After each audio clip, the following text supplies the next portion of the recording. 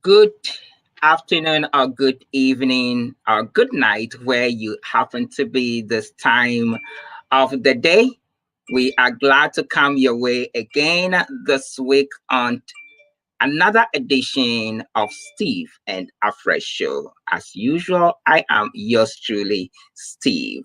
Today we have a great show in stock for you. I don't know if I should call it one of the greatest show in stock for you, because the subject matter to be discussed today is one that is of ultimate importance.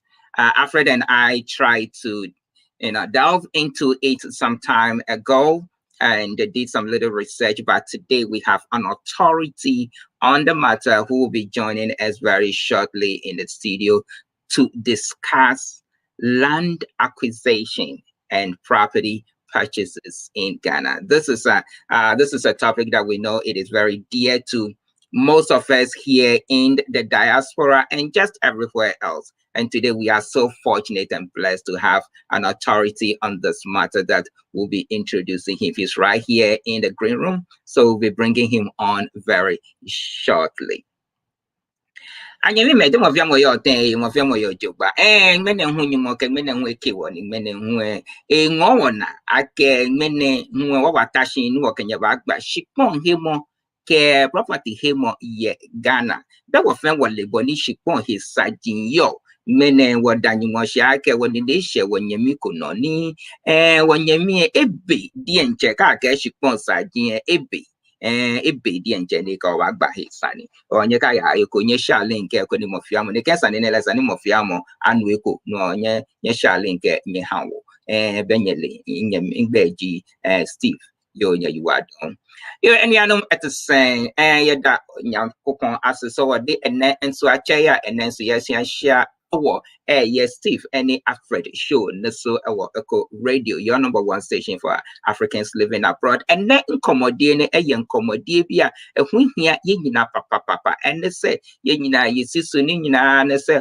Ubenya about dear be an answer, Ubenya Japa, dear be a Japadia, yina, in themselves of the Tasa, say, no, be see Diana, so be ye was an answer, with the bay of four, and I said, here as our dear. And so, as I say, some, our Ghana, a summer. Aye bibi ene nyakopon adomye a ene yesa aka yenia a waben ewo asase ho nsem ho papa ena ene ene de betwitwin komo mokaya na no be ye twitwin ho komo kakra ye mene Alfred ene ye play lawyer ne ye friends research fellows a ye keka ho asem ene yanya obi a ono na ye ka asase ho asema obi a wabbing a one hopper and then the between some common. No, you like I'm a sham for the Mika Duckman and Mawaga Cockbahoka me at Baba one Akata ye a lecker mia jack bagba mia flag but miakatamiaba and yiba and yakasino no garden na mi miakatami no chichima miaba miafufo miajila over an yiba what to college you do akoko at that but tomo kata and yiba for flavor nyawa and yanyaika eduna tanton toto egba mia bashika mia novia de madagafia mikpie ye wa bafono na mecho anyigba fefle gba ple yebe enyawo minya leke anyigba fefle nyawa do denafu le Ghana tontonto akpe gare na mi akpere mia kamera ko mi share link na mi share link na me share na jagbagba no adoto na bia no hala wa shiwa no hana to abia akpe gare na mi emiga me google marako mi kaba mia yide wanaji akpe gare na mi.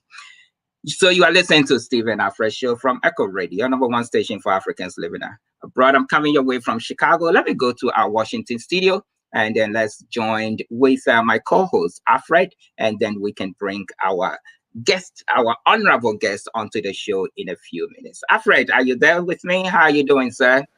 Steve, I'm here with you. I'm doing wonderful. Let me see if I can share the screen. Where are you, Steve? Yeah, Steve. I'm doing great. It's beautiful outside, and it's a good day because, again, Steve, it's your birthday, and I wanted to take the opportunity to wish you a happy birthday. And I'm looking forward for this show today. I know the guests, like you said in your introduction, we've tried to play lawyers, we've tried to play research assistants, but today when I saw the name, the background of the guy we'll be talking about today almost fell from my seat. So I couldn't wait for this conversation. And I hope my viewers would also enjoy the conversation. So, Steve, without further ado, I think we should get into the conversation. Our guest is already in the studio and is waiting. And I promise you this is going to be good. So I can't wait. Let's start, Steve.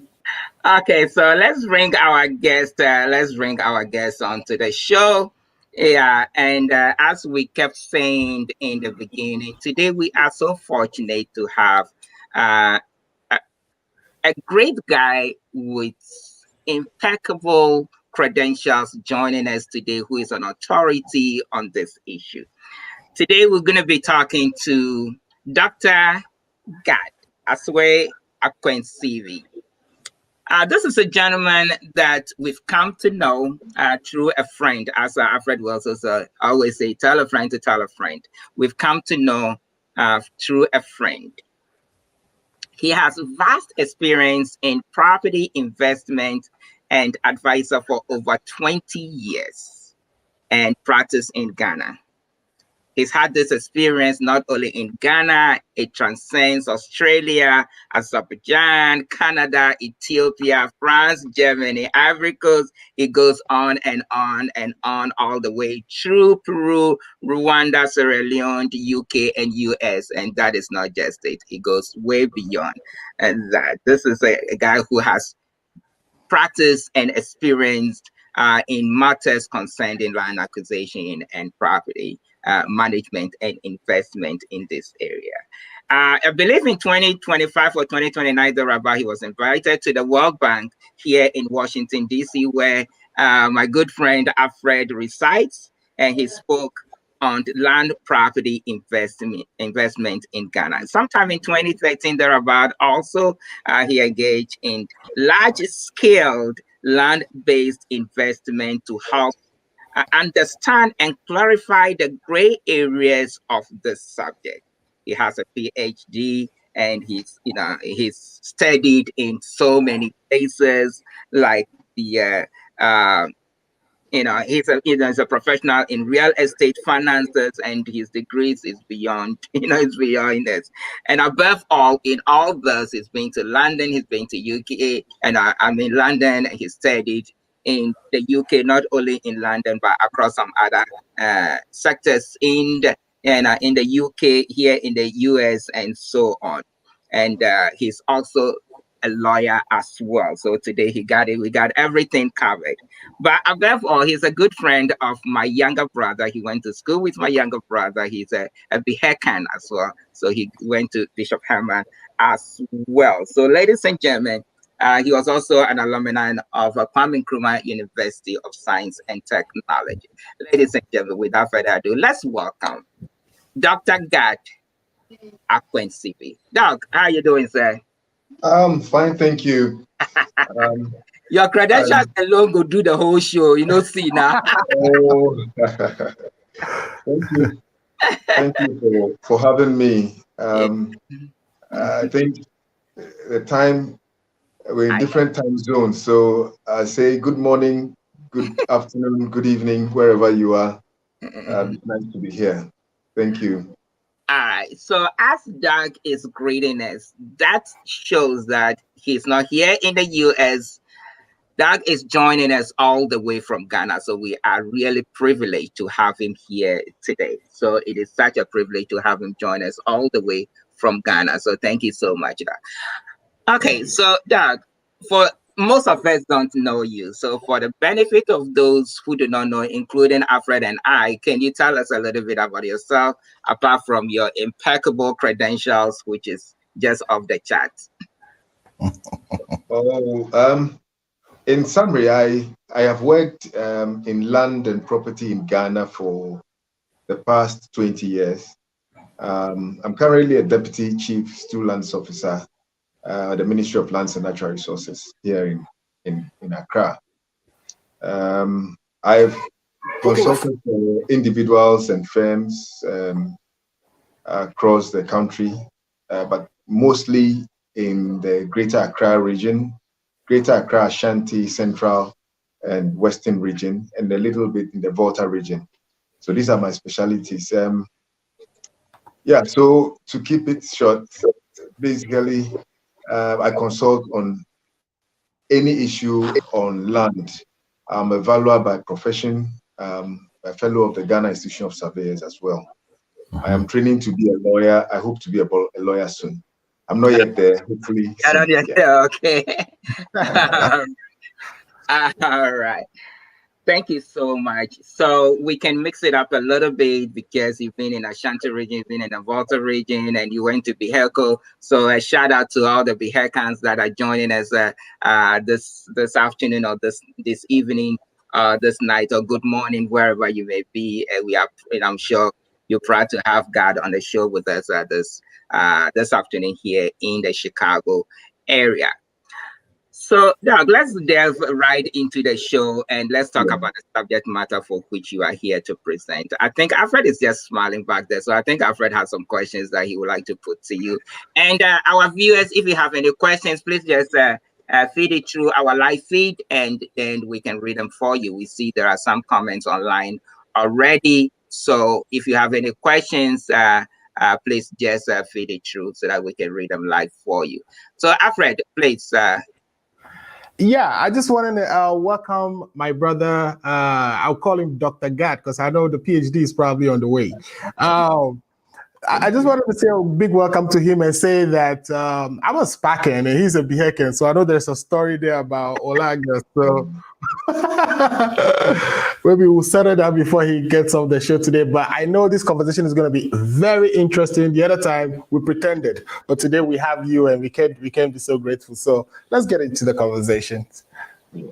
Okay, so Doug, let you know. So when we talk about land acquisition and or purchase of land, we know this is something that is so dear to, especially we here in the diaspora. We all aspire to come home, purchase a land, develop it, be it farming or residential property, or sometimes even commercial property.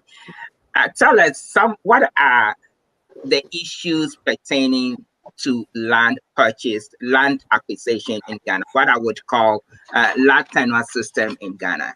When we say land tenure system, what can you tell us about land in Ghana, period? Right. Thank you very much, Steve. So the thing is, we have different types of land in Ghana. And when I say that, many times people wonder what you mean by different types of land. Sure. So in Ghana, we have basically 5 different types of land. Mm-hmm. And for each of them, they all come with their different requirements. And so it's important that you know what kind of land you are buying, especially for the purpose for which you intend to use it. So we have 5 different types that you must know in the first place. So we've got vested lands, we've got state lands, we've got family land, people say clan lands, and then we've got stool and skin lands, and then private land. So these are the 5 different types of lands that we have in Ghana. So for the first 2, that is vested and state land, Mm-hmm. these are lands that are managed by the Lands Commission. So state land are lands that have been acquired by the state. And so these are government lands. Another term we use for that is government land. Right. So that land, that is government lands and vested lands, are managed by the Lands Commission on behalf of the state. Okay. So under no circumstance should you be dealing with vested land and state land and be dealing with an individual. Many times you have people buying land in cantonments, in Ridge, airport residential, is some portions of the East Legon, and dealing with individuals. These are predominantly government areas, and you should be dealing with the Lands Commission. Okay. So many times you have people having their fingers bent in deals of this nature. And in the same vein, if you're talking about vested lands, if you are buying land, you should be interested in knowing what kind of land you are buying. Right. So you should be asking questions. Is this vested land? Is it private land? Is it stool land? Is it skin land? Is it family land? And so on and so forth. If you are dealing with family land, which are predominantly in the Volta region, I mean, land in the Volta region predominantly are family lands. So in the Volta region, you'll be dealing with family lands. And if you're dealing with family lands, you should be dealing with the head of the particular land owning group. Okay. So if you go to Bando, for instance, in the Volta region, Right. the lands are not controlled by chiefs. The lands are controlled by heads of families. And so you should be dealing with a head of family if you are interested in buying a piece of family land. Then the other type of land that everybody should know about is stool land. Okay. Stool land in the Akan speaking areas or in the Akan areas, we call it stool land. But in the northern region, we've got skin lands. That is the equivalent of stool land in the northern parts of Ghana. If you're dealing with stool land or you're interested in buying a piece of stool land, you should be dealing with the chief or the occupant of the stool, if it's in the Akan speaking area, or the occupant of the skin in the northern region. That is the equivalent, as I said, in the Akan speaking areas, or the regent in the absence of a chief. So many times you don't have a chief in place, as either there's litigation, there's contests, and so on. You should be dealing with the regent in the absence of a chief or the occupant of the skin or the stool. You should be dealing with the regent of the stool or the skin. And then in many parts of Ghana, particularly in the Greater Accra region, you find large portions of lands that are private lands. So these are lands that belong to individuals, and they hold them mostly on freehold basis. And so the land belongs to them forever, and they can transfer that land to you forever. They can create a leasehold interest in that land. The thing you should know about these different types of land is that you cannot acquire. So then I'll go next into the interest, the types of interests that you can get in these different types of land. Okay. So for vested lands and state lands, the Lands Commission will most of the time give you a 99-year lease. Okay. So Lands Commission will give you a 99-year lease if you're acquiring a piece of land in North Legon or Westlands or South Legon, and places like that, those areas that are known to be state or government lands. So you can get a 99-year lease if it's a vested land or it's a state land. Then for family lands, because before the passage of the new act, I'm sure you are aware of the new act that we have now in Ghana. That's the Land Act, Act 1036 of 2020. So you can get a freehold interest in a family land. And so, yeah. But the thing is, with stool and skin land, the Constitution says that you cannot get in excess of, you cannot get a freehold interest in stool or skin land. So you get a leasehold. So if it's a leasehold, it means that it has it's a terminable interest. It has a beginning and an end date. The indenture will mostly tell you that you are holding the land for 40 years or you're holding for 50 years. But what we know predominantly, we have 99-year leases. And it's interesting that many times when you tell people that, oh, the person asks you that, oh, my task has you. And you tell the person, oh, my task, and the person says, oh, mitowo gumuafete or mitowo ejumaku or mitowo agogo. And you tell the person that, oh, a lease, oh, inti assassin one high for my share document, you look at the document and it's for 99 years. Right. And you tell the person that, oh, assassin what on for 99 years. They say, Daddy, mato assassin, mato. Right. Yeah. So many people have the impression that once they pay for the land, they have acquired an interest in the land forever. Right. But the thing is that many times the document will specify the number of years you are paying for. And that's why it's a lease. You pay the drink money, so you see nananum, and then you pay the drink. Previously, what you will do is you will pay for the land. Right. And then I hope I'm on air, am I? Yes, you're still live. We can hear you. Yes, we can hear you. Oh, I think he freezed off a little bit. Okay. Okay, so those are some very interesting revelations there. He's actually very specific on the type of land in which areas. I didn't even know that Water region, for instance, that most of the lands are family lands. So very interesting perspective so far. What do you say, Steve? Yeah, let me see. I think he's back. Gad, can you hear us? Yeah. No, it's not back. It's just there, but it's frozen. He's frozen. Okay. Yeah. Let's see if we can get him back. Yeah, he's back. Okay. Yeah, All right. We could hear you. I look like it froze for a minute. Yes, I realized too. Yes, so the lease will normally specify how many years you hold in it.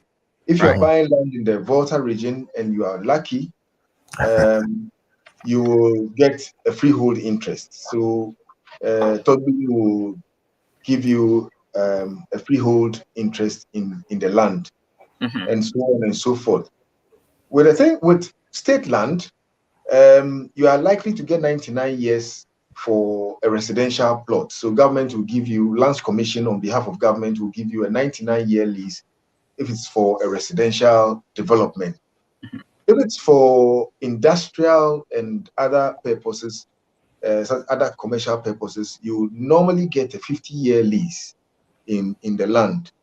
If it's for filling station or what you call fuel garage, gas stations, you will normally get about 21 years.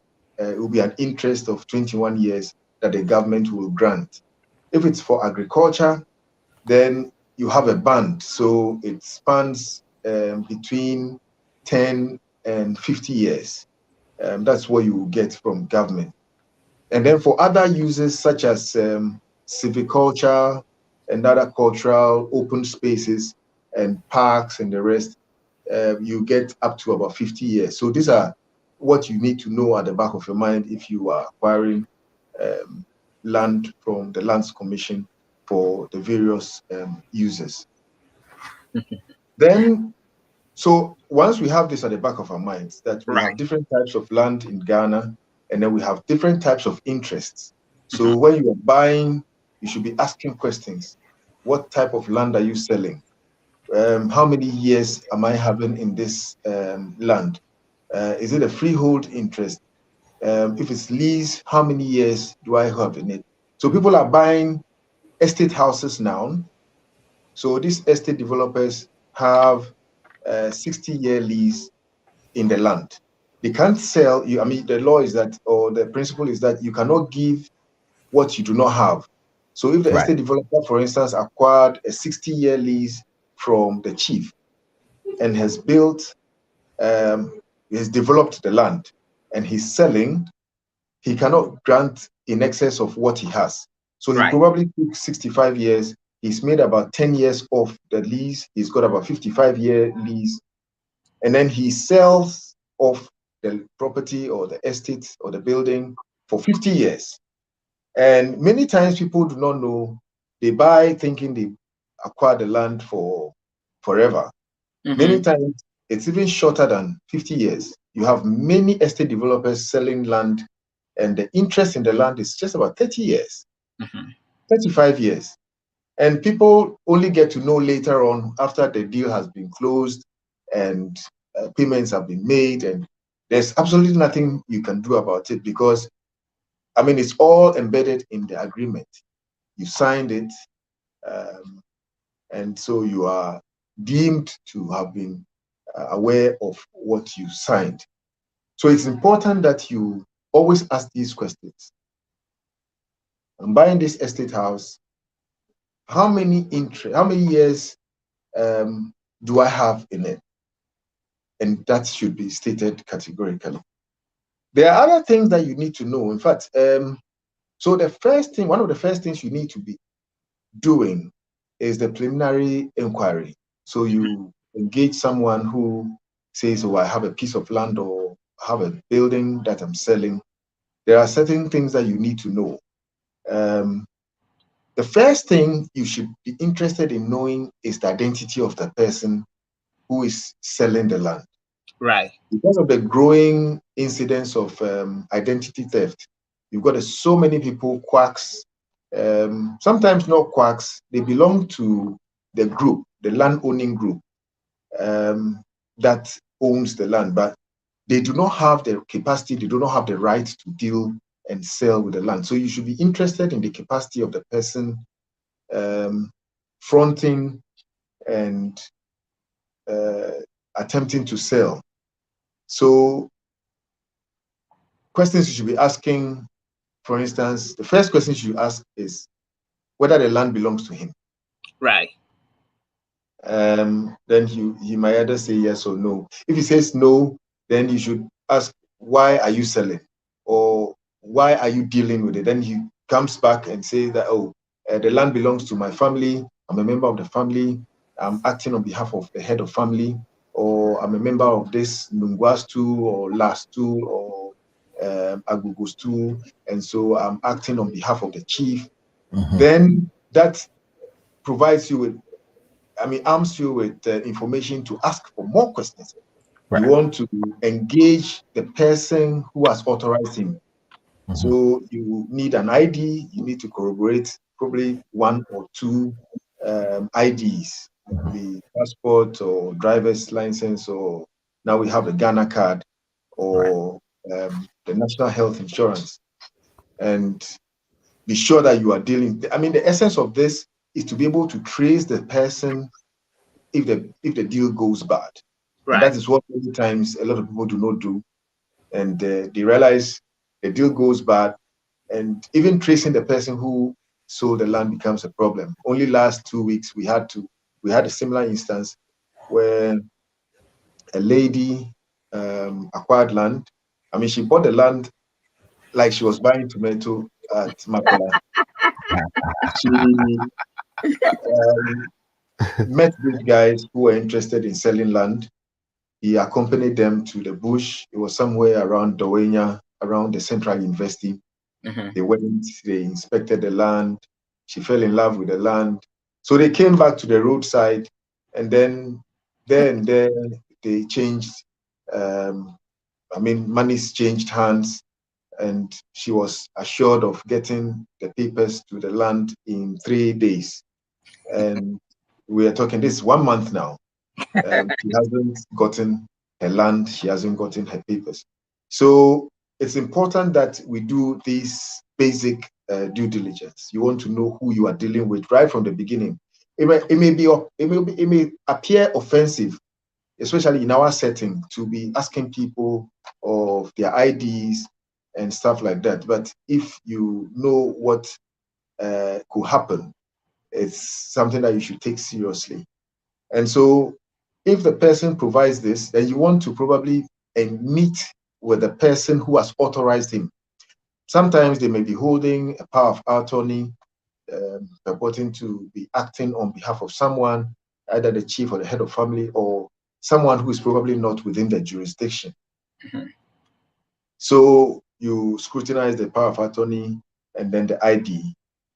If he's acting on behalf of a family, or a stew, then you want to engage with the head of family or the stew or the regent of the stew for corroboration. You need to engage them to be sure that indeed he has the power and authority of the larger group to deal with the land. Because the whole idea of stew land, if they say stool or skin land, it basically means that the land belongs to a group of people, Right. a very large family, a group of people who trace their lineage to a common ancestry.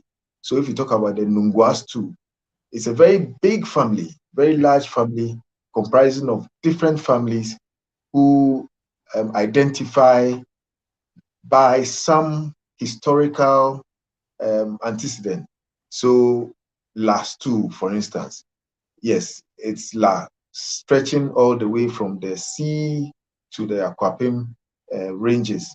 The land belongs to the last two and belongs to a group of people. So the stool or the occupant of the stool is acting on behalf of this larger body.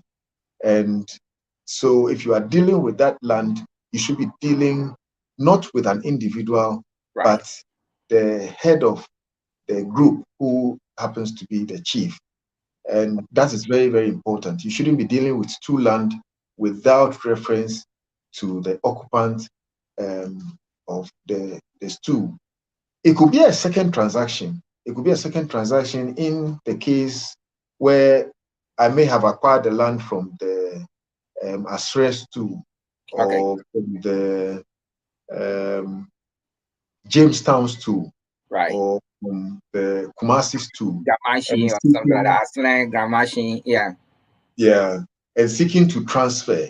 In that case, there might be what we call consent within the agreement. So when I was taking the land from the last two, or from the Nungwa stew, or from the Osu stew, there would be a clause in my arrangement, in my document, or in my indenture, stating that I need the consent of the stew in the event that I want to part with that land. And in that case, it will be important that you get this person to get that consent for you. So if it's a second transaction and we are not dealing directly with the stew, you need the consent to assign. It's called a consent to assign. And it's a very expensive piece of paper. So normally you want to transfer the land, you get this consent to assign. So you get to the chief and tell me that in the year 1980, I got this land from you. I intend to offload this land to Steve, and so I need consent to assign. You need a consent because without a consent to assign, you will not be able to register that land at the Lands Commission because it's part of the requirements in registering stool land, for example. So these are some of the basic things that you need to do. And then you have to visit the land. Right. So the other step you need to take in the due diligence process is to actually visit the land. Avoid dealing with vendors, surveyors. So normally you tell you that, oh, we have our surveyor who can do everything for you. He can prepare the site plans for you. As much as possible, if you can, engage your own surveyor to do that. And then once you have visited the land, it will be good to visit the land even without the with a vendor. So he takes you to the land, he shows you the land, you're happy with it. You can go back again without him and talk to neighbors within the area. These are information that you get, Lands Commission cannot tell you. It could be land that is subject to litigation, land that is subject to litigation that is currently ongoing. The Lands Commission will only be aware of litigation when judgment has been granted and there's a ruling and a copy of that judgment has been served on the Lands Commission. But where parties are fighting, it could be siblings who may be fighting over the land and one of them is gone behind them in an attempt to sell. You can only get that kind of information when you go behind the scene. So you go back to the land and talk to neighbors. And then they'll tell you that, hey, Asasiwe, man, somewhere. So you get a lot of information when Right. you do that. So if you're happy with it, so you go to the site and you don't get any of these negative information, then you request for a site plan. So you get the vendor or the seller to provide you with a site plan. The site plan should be, it must relate to the land you intend to buy. And how do you know it relates to the land you intend to buy? You need a surveyor to actually relate that to what is on the land. So the surveyor what the surveyor will do will be to confirm whether you are dealing with the same land, because many times you will be given a site plan which has no relationship with the land you are talking about. So that site plan relates to another land. You can conduct a search using that site plan and get very favorable results. But then you are not dealing with the land you have vested and are interested in buying. Now, to be able to find out that you are really dealing with the land that you intend to buy, you need to get a surveyor to really confirm that, oh, this site plan in natural fact relates to this land, and the dimensions actually relate to this land. So if it's a 70 by 100 plot of land, the surveyor will confirm and say that, oh yes, it is a 0.21 acre plot of land, and that is the dimension. So now that you have this site plan in your hands that relates to the land that you intend to buy, it is important that you now approach the Lands Commission to conduct a formal search. Now, you will find out, or you will hear people saying that sometimes you have to do 2 or 3 different searches. So you do a public and vested land management search, then you have to do a survey and mapping search, then you have to do a title search. It's confusing, but it's important that we understand why you have to do this, because before 2008, if you remember, we had different land sector agencies. We had what we used to call the Land Title Registry. Then we used to have the Land Valuation Board. Then we used to have the Survey Department. Then we used to have the Lands Commission, and so on and so forth. These different agencies had different records. So they were all keeping different records on land. With the passage of the Lands Commission Act, that merged all these different land sector agencies in 2008. So it was merged by it's called the Lands Commission Act, 2008 Act 767. This law actually merged all the previously separate land sector agencies. So now we have the Land Registration Division of the Lands Commission. We have the Land Valuation Board, Land Valuation Division of the Lands Commission. Now, the Land Valuation Board, the then Lands Commission, Land Valuation Board is now the Land Valuation Division of the Lands Commission. The then Land Title Registry is now the Land Registration Division of the Lands Commission. Yeah. Okay. The Survey Department, as we used to have it, is now the Survey and Mapping Division of the Lands Commission. And then what we used to know as the Lands Commission then is now the Public and Vested Land Management Division. So we have all these different land sector agencies now under one roof. So they have been merged. They have been merged, but their records are still in different places. So because of this, you need to run searches in the 3 divisions, in fact, the 3 main divisions. So you run a search at the Public and Vested Land Management Division, You run a search at the title division, and then you run a search at the survey and mapping divisions. So these divisions will give you records on this particular piece of land you intend to acquire. It may be conflicting, but then it gives you a lot of information in order to be able to engage with the vendor. So you could have the survey and mapping division search telling you that the land belongs to Kwesi, but then the public investor land management division and then the title division will tell you that the land belongs to Steve. Now, it doesn't mean that you must abandon the transaction because you are not getting the names that you expect. Then you should ask further questions. It could be that the party who has plotted his interest at the survey and mapping division is in the process of registering. And so the land registration process has this embedded system called the adjudication process, where you need to invite the other party for discussion. So once you find that there is somebody else whose name is plotted at the survey and mapping division, which is not conclusive.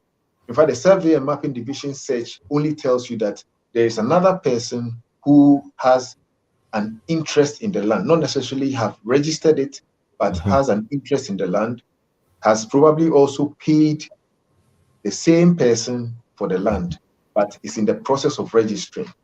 So then you engage this person in order to iron out the differences before you proceed to acquire the land.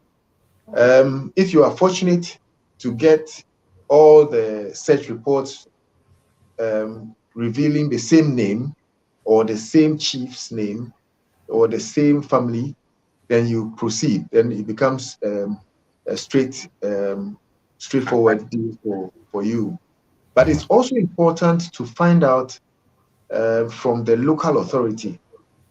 So if you are building in Oibi, for instance, you want to find out from the Katamanso District Assembly, or if you are building in somewhere around Amasama, for instance, you want to find out from the Ga West Municipal Assembly whether or not you can use the land for the purpose you intend to use it for. That is the development search. So you approach the district, municipal, or metropolitan authority, and then you know them as a borough or county council, and you want to find out whether you can use the land for the purpose for which you intend to, because they have the layout for the area. They have a layout for open spaces, although we tend not to abide by them.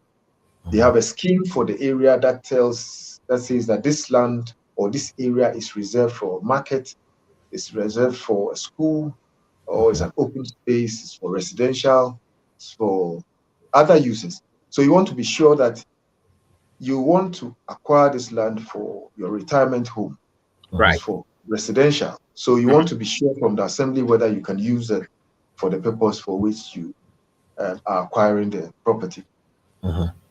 If you receive the blessing of the local authority and they say, oh, this area is zoned for residential, then you are now pretty sure that you can acquire the land. You can now proceed to pay for it. But the thing is, in this country, land buyers normally adapt different strategies to get you to jump this due diligence process. So for instance, and they use different strategies. So for instance, in the process of you talking with them, they could just come back to you and tell you that, look, there is someone else interested in the land and the person is ready to make a down payment. So if you really want this land, please make a down payment. And most of the time, they do this when there's a problem with title to the land. Right. And they don't want you to do full-scale due diligence, because you might find out the details of the ownership. And so they will come up with all sorts of stories, just as I have just said. And then, out of haste, because you are scared of losing the land, probably the asking price is just within your budget, or for other reasons you want the land, then there might be the temptation for you to sidestep the due diligence processes, doing the searches and doing all those other checks that you need to do, and then Right. rush into making payment. A very efficient way of going around this, avoiding them pushing you around to make a quick down payment, is to go through or to use a sale purchase agreement. So a sale purchase agreement basically holds the whole transaction for a period. Right. So you tell the vendor that, well, I'm interested in this land, I will buy it, but I need to conduct due diligence. I need us to sign a sale purchase agreement. So it's going to hold the property for 10 days. It's going to hold the property or the transaction for 5 days. Within that 5 days, within that 10 days, within that 2 weeks, the property is going to be off the market. It gives you time to be able to do your due diligence and do your checks, probably even get a surveyor to the site to produce the site plan and to do your searches, because the time to do an official search at the Lands Commission is not a matter of days. Currently, the turnaround time for conducting a search at the Lands Commission is about 2 weeks, plus or minus 2 weeks. And Okay. you need that time to be able to do your due diligence. So you want to hold the whole transaction down for that period. So you get a sale purchase agreement done that holds the land for you over that period. And there are so many ways of getting a good deal. I don't want us to go into the negotiation Okay. Right. strategies for acquiring land in this country, but there are so many things that you can do to get the buyer, to get the seller accept your offer, which we won't go in probably for this session. Okay. All right. Yeah. All right. So Sure. Go ahead. yeah. Then once you have gotten this, you gotten the sale purchase agreement, you do your due diligence. If you're happy with the outcome of the search, then you can proceed to make payment for the land. You make payment, and then you get the indenture prepared. Normally they would, and you see the sale purchase agreement will also hold the property. I mean, it serves or it stands in the gap in the period between the time when you have paid and the time when the indenture is prepared, because it takes a while to prepare the indenture. It takes sometimes up to 2 weeks to get an indenture done. Now, with the introduction of the barcoded plan, I'm sure you are aware of what they call the barcoded plan. Effective 2019 thereabout, you cannot register any land which site plan is not barcoded. So the barcoded site plan is basically a plan with embedded security features. It's to help prevent fraud and to eliminate the quack surveyors and so on and so forth.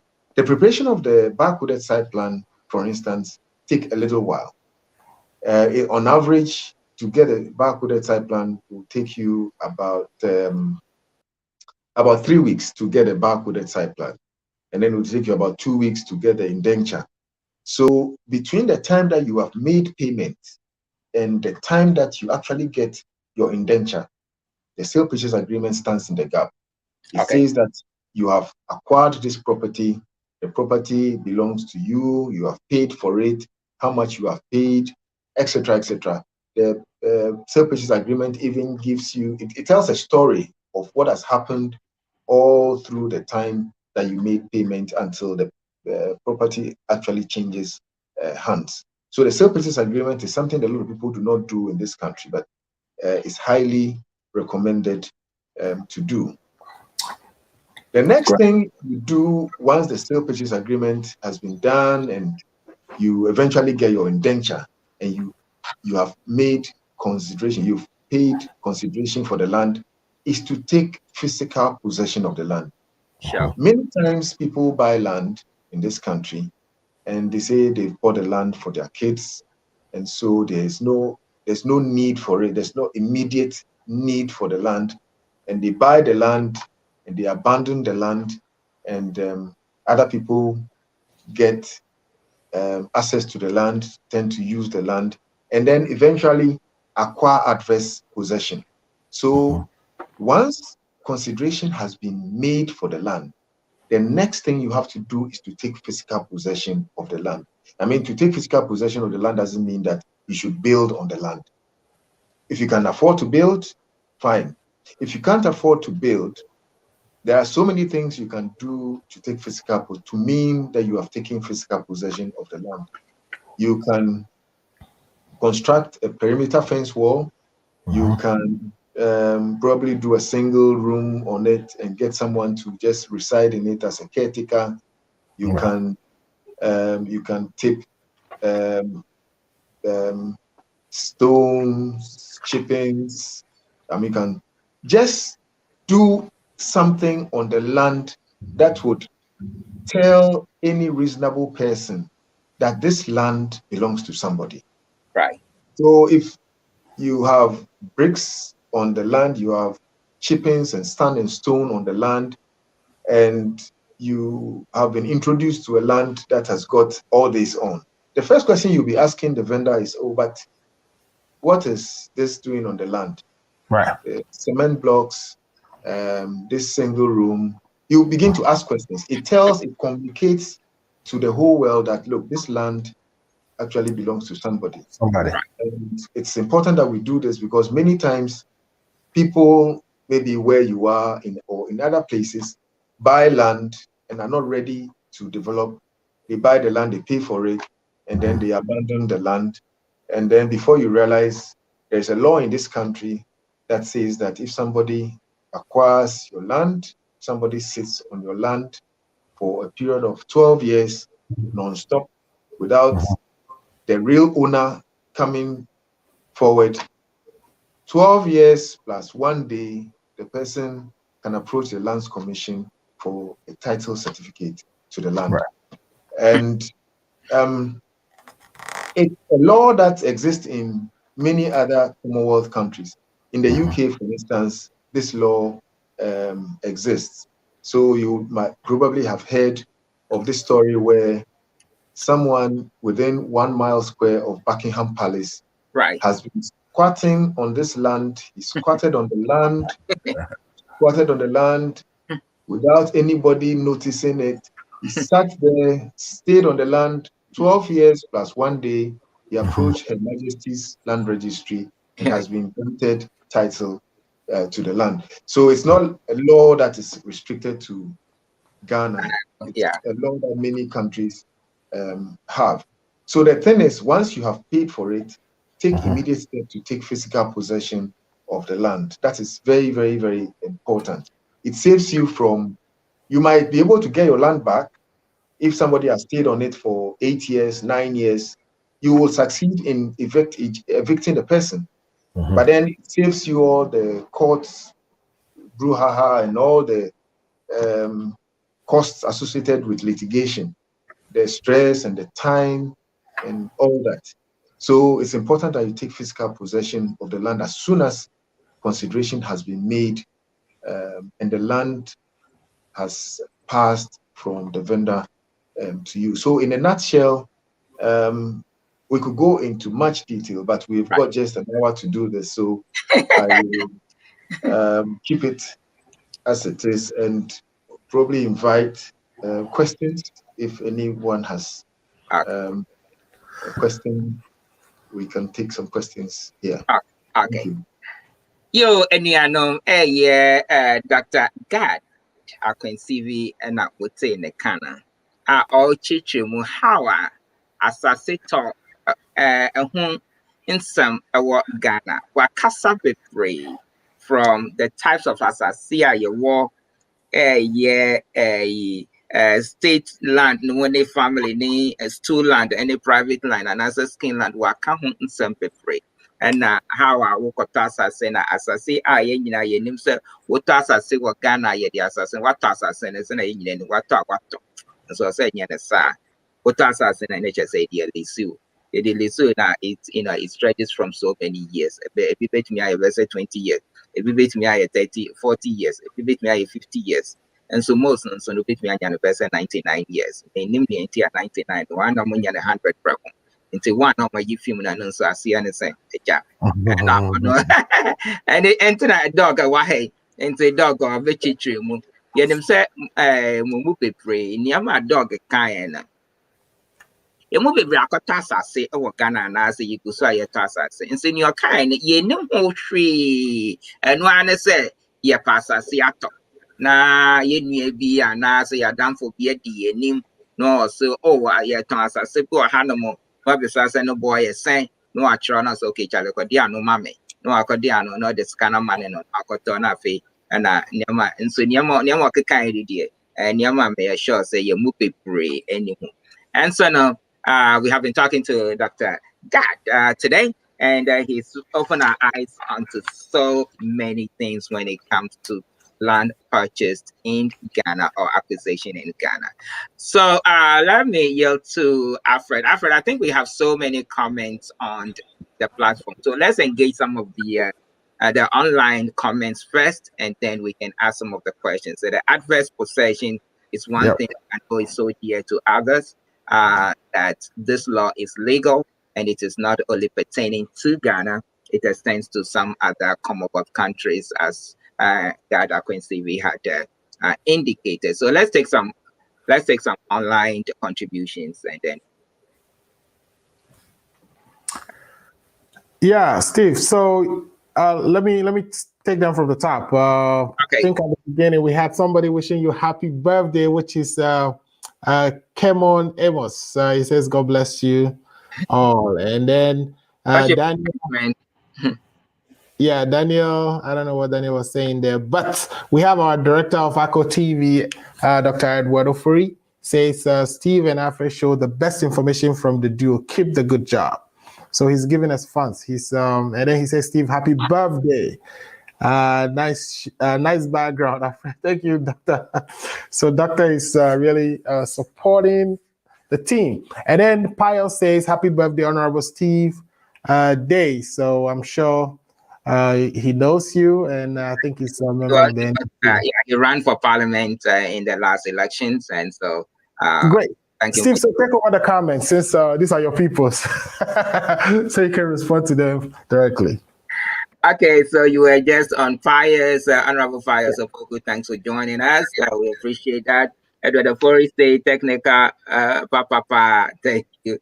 And Fifi Scotland from the Tennessee area joining us. Chairman Fifi, thanks you so much for joining us this afternoon. We really appreciate it. Our good friend Ato Kwamina just graduated a few days ago, so we wish him from Steve and Alfred. We wish him congratulations. He said, "Happy birthday, Steve." Alfred said they run away from his show. You know they come top again. Why? I don't know what happened.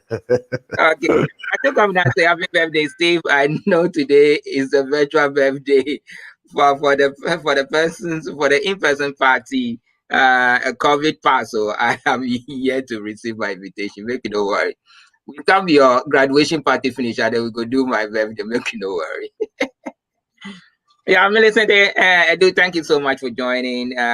Thank you so much too. I really appreciate all these very good friends calling to wish me happy birthday on air today. I memorize. I really appreciate it. If I may, I say thanks for the information. Keep it up. This dude is amazing. Thank you. And then we have a few Moses Kwachi. And Moses says, happy birthday to the only professional radio presenter in Chicago. Thank you so much. Let's go to Kakape Efa Ameya. Efa Ameya, Charlie. Ghana Agenda say they need you guys. So if you like you guys, you run away from Ghana Agenda. You don't know what. Sorry, the voice ran away.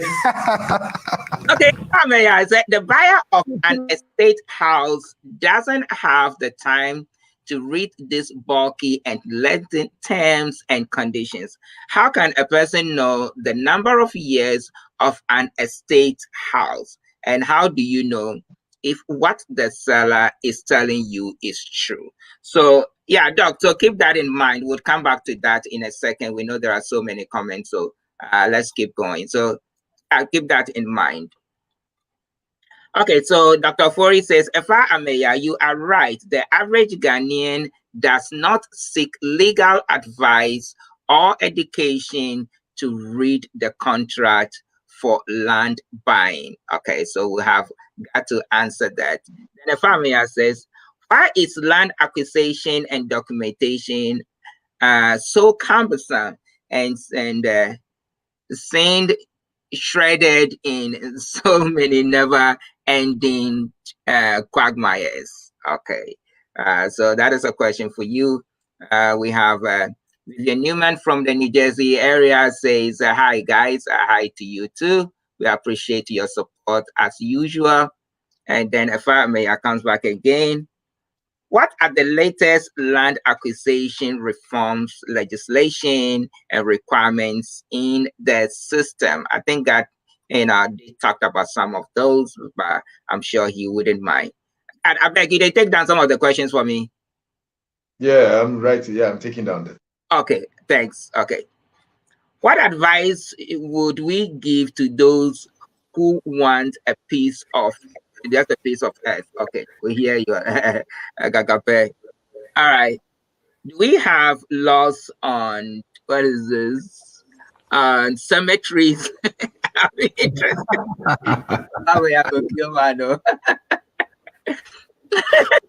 Do we have laws on cemeteries? I'm interested in that business. What is he talking about? Is he trying to buy lands and sell them? You want to go build cemeteries? Yeah. Okay. What is the secret of family? I said you go bring you interested in cemetery lands. Okay, we hear. Family, what is the problem? Or is it permissible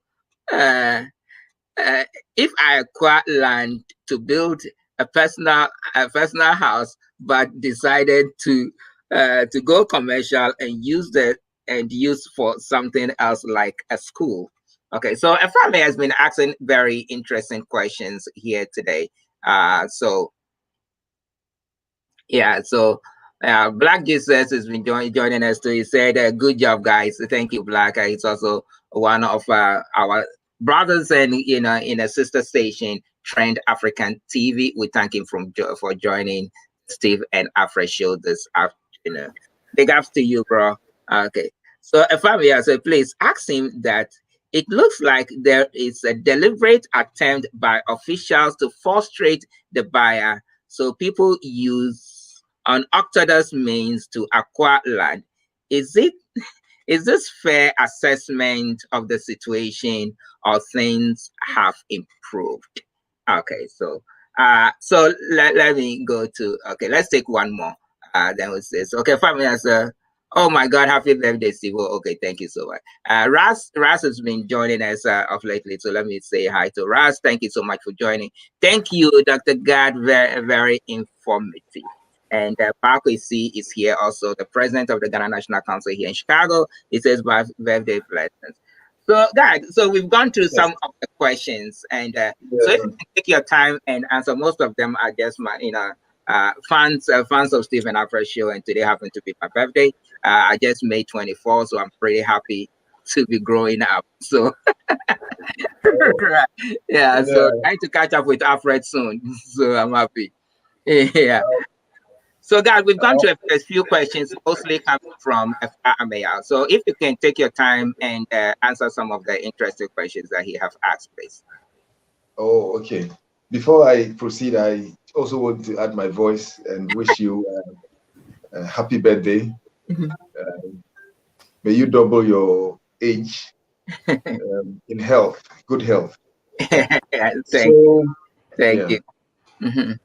I I would take the question. Somebody asked a very interesting question on Yeah, private cemeteries, that yeah, he wants to acquire land for construction of a private cemetery. Yeah, we have a couple of them coming up in Accra, not only in Accra, but across the country. We have a lot of private cemeteries coming up, and I I have first-hand information that the local authorities are encouraging individuals to have private cemeteries, not as in a cemetery for yourself, but you have a cemetery where um, properly managed and used by the public at a fee. mhm, I'm aware that in across the country, it's something that is coming up. It's a profitable business, and I would encourage you to go for it. You just need to meet the statutory requirements. So you approach the assembly to find out if land has been reserved for that purpose, and then you can proceed to acquire the land, and then you meet the requirements. mhm. Um, in Accra, we've got a couple of them. I know in Kumasi we have a couple of them. In the Volta region, in Peki, there is one. There's a new one coming up in Pando, and many other areas. And so, why not go for it? Um, the other question that someone asked is about why, how can you determine the number of years the estate developer has? Right. So you want to be sure that you are acquiring the land for 90 years or 75 years, and Right. so on and so forth. It's very simple. You can ask the estate developer, Mhm. Mhm. and he either tells you the truth or he doesn't give you, he doesn't respond at all.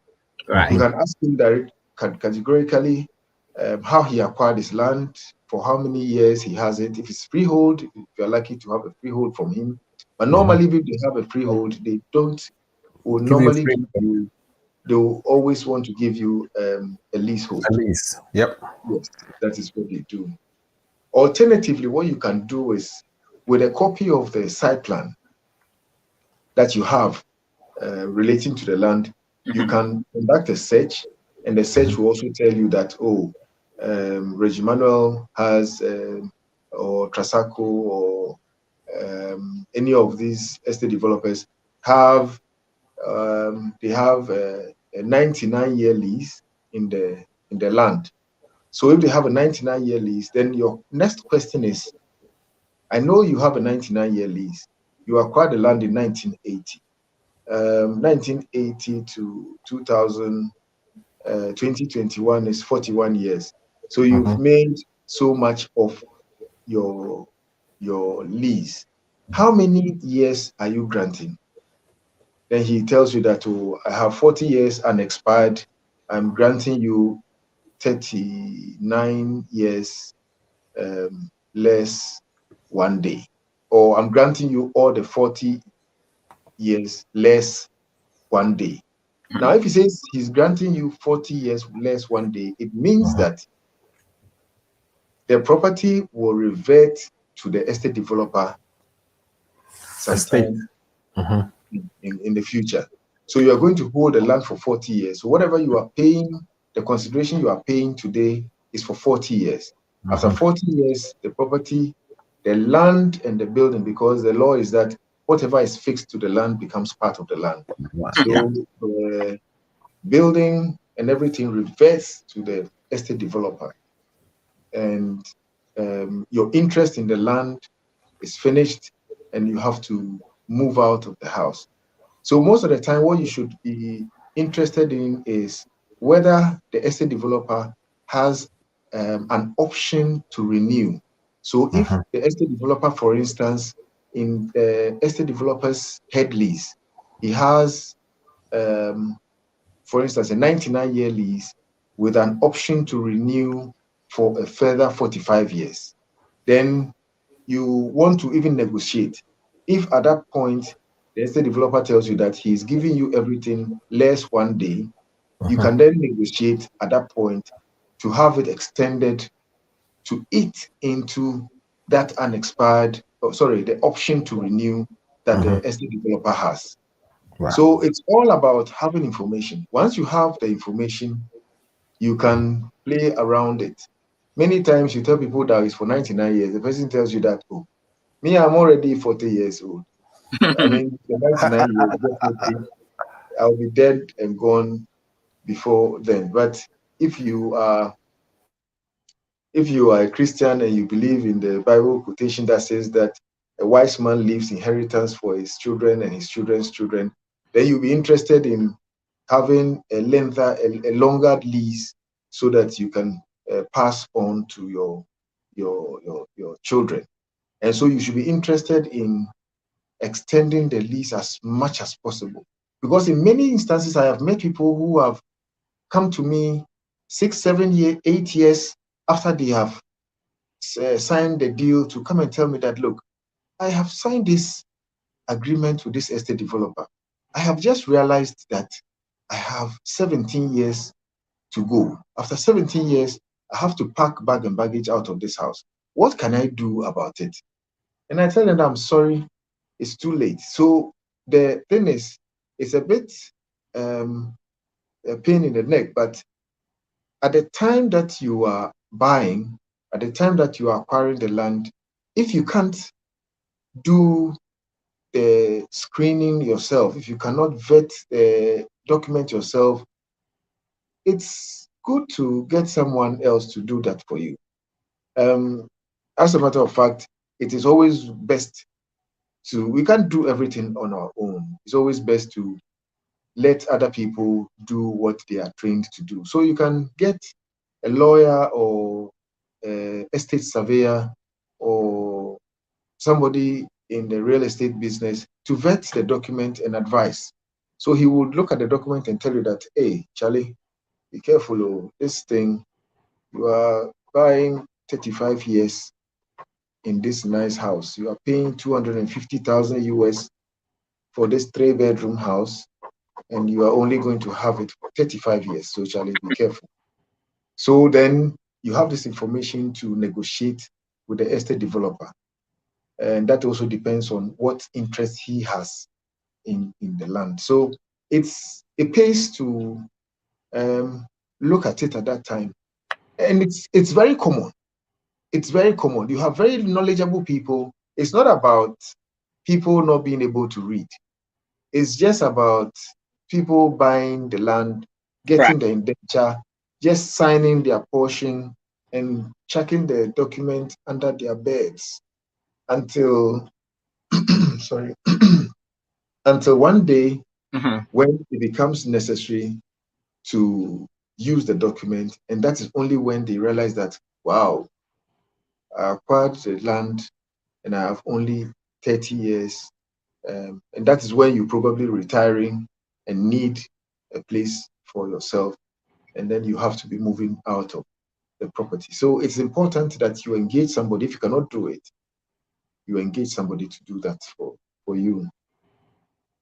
Then um, somebody also asked about the reforms Right. in the in land administration.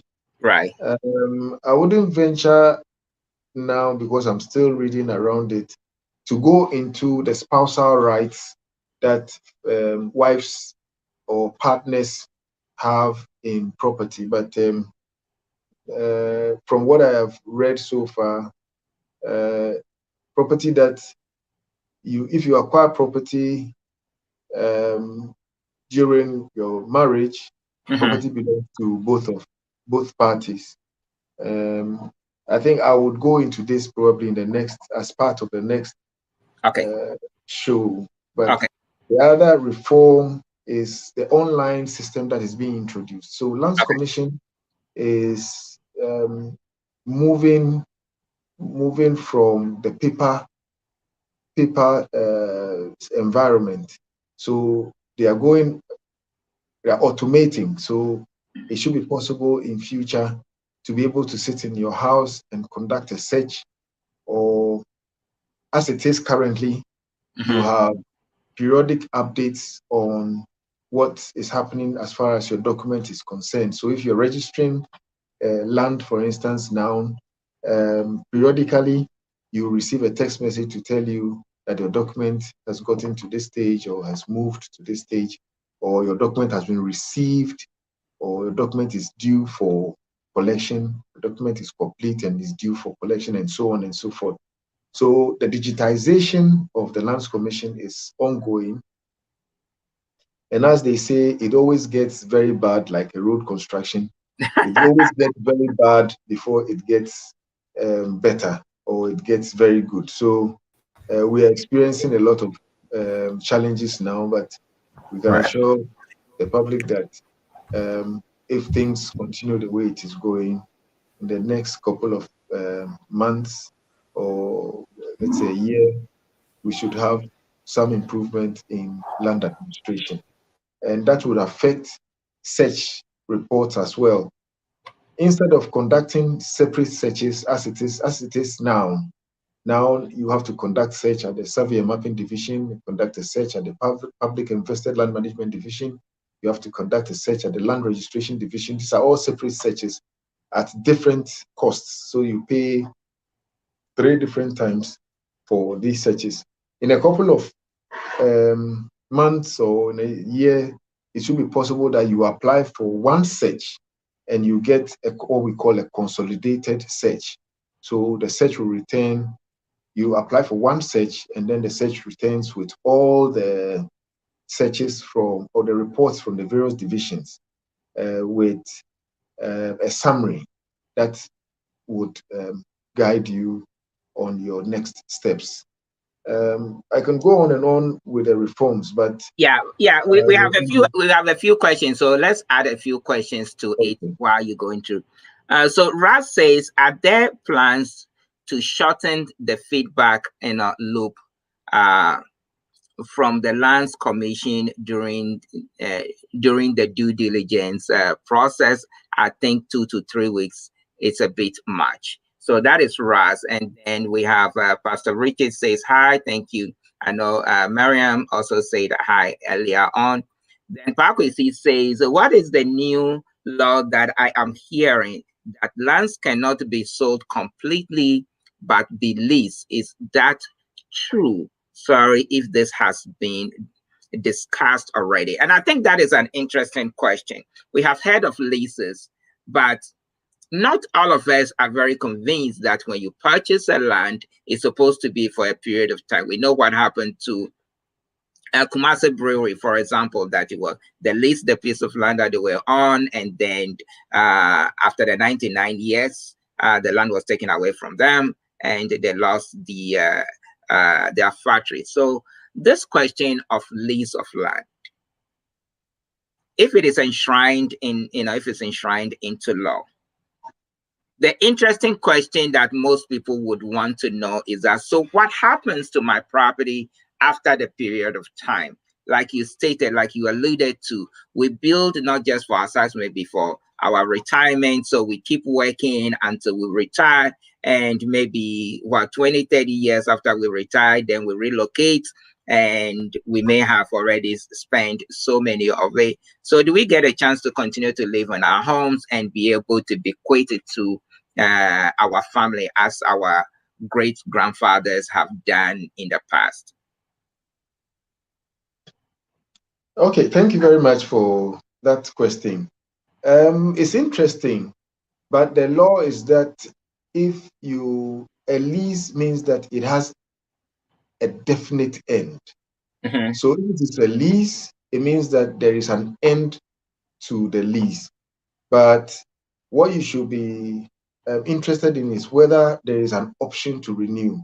Right. So the smart ones, when they are acquiring land these days, even if it's a lease, they will insist or they would request that there is a clause that says that the buyer has the option to renew the land for a further 45 years or a further 99 years, and so on and so forth.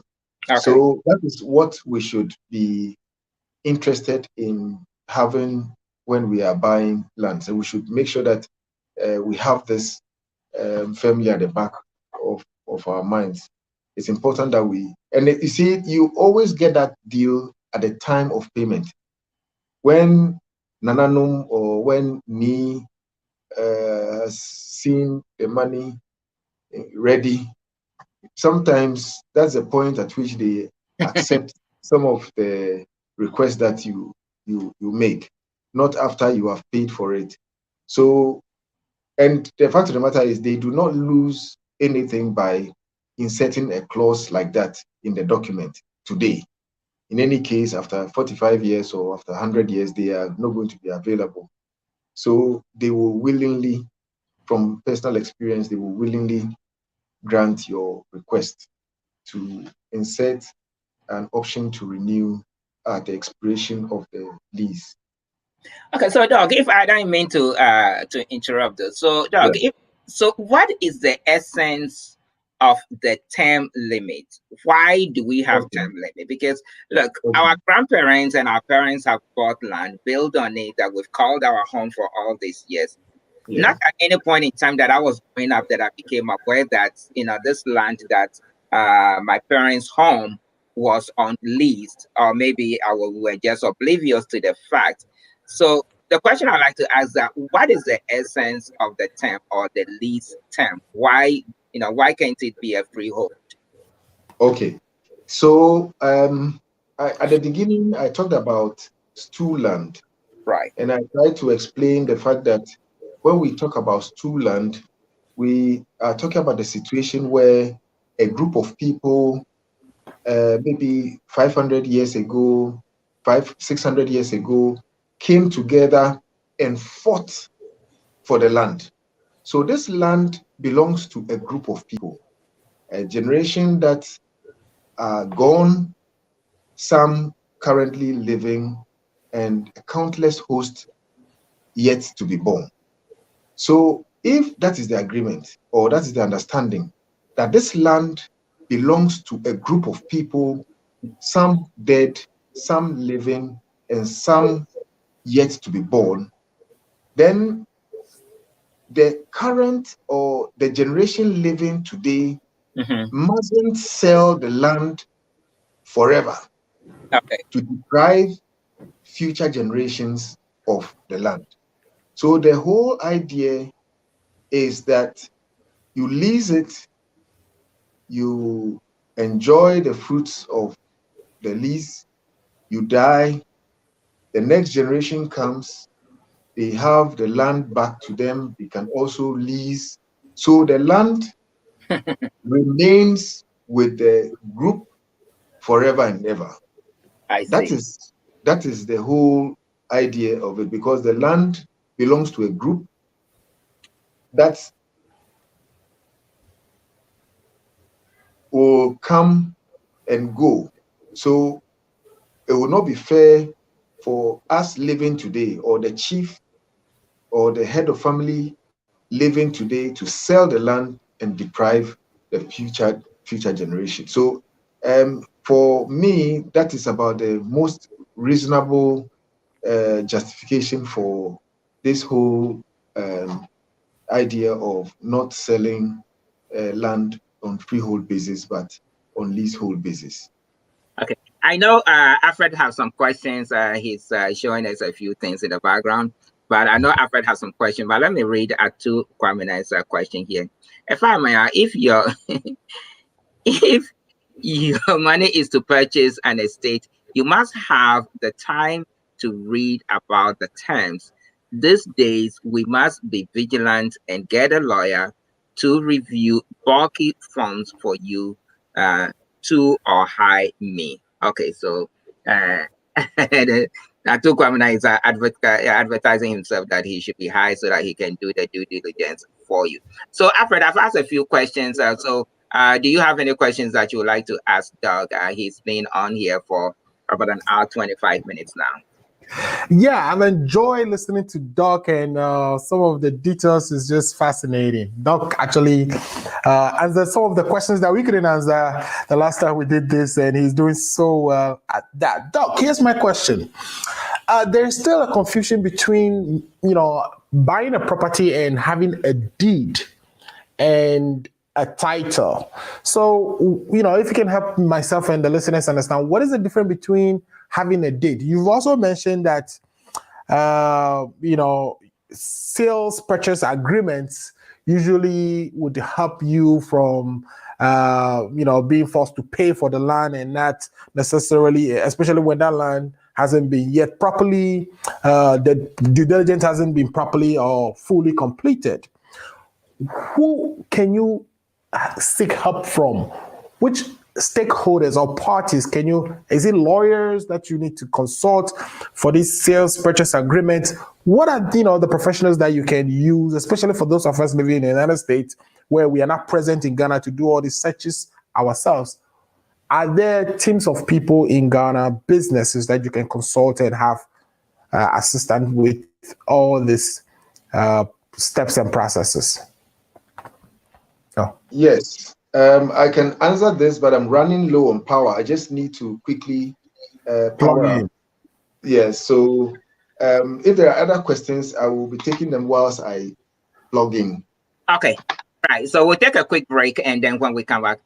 All right. So, ladies and gentlemen, thank you so much. You have been watching or listening to Dr.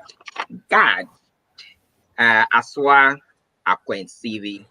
He has a very impeccable pedigree and well endowed with matters, regarding land purchase, investment, and whatever. He's taking us through a real journey to give us a real insight as to how to purchase land. What are some of the steps that you need to take?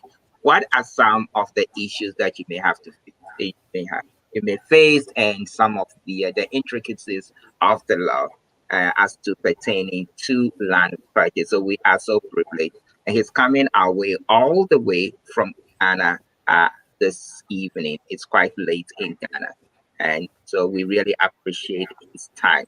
So let's take a quick break, and when we come back, hopefully he'll be charged up, and then we can continue with the conversation. You are listening or watching Steve and Alfred Show from Echo Radio, your number one station for Africans. We'll be right back after this short break.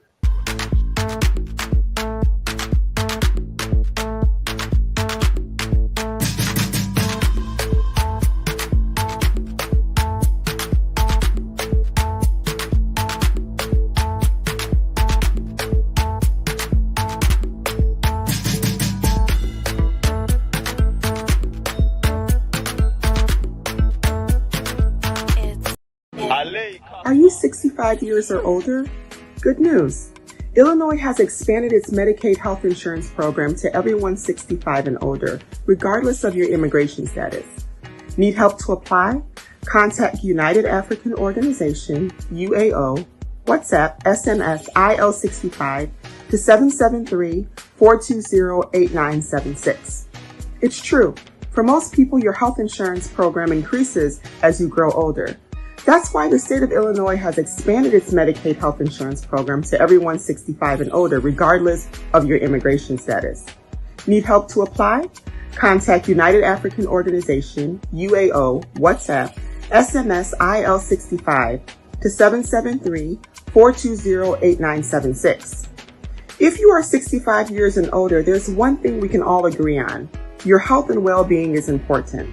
Whether you are a recent green card holder or retiree, asylee or without paper, You're now eligible for the Illinois Medicaid Health Insurance Program. Need help to apply? Contact United African Organization, WhatsApp, SMS, IL65 to 773-420-8976. Documents needed to apply: your proof of ID, your proof of address, and your proof of income. Welcome back to Steve and Afra Show. We are today talking to Dr. Gad Asorwoe from Ghana. He is a director at the Land Commission, and he's been taking us through a real lesson. Let me take this moment to also acknowledge Miriam. Thank you so much, Miriam, for joining us. And Pastor Richard Tavia, thank you, sir, for joining.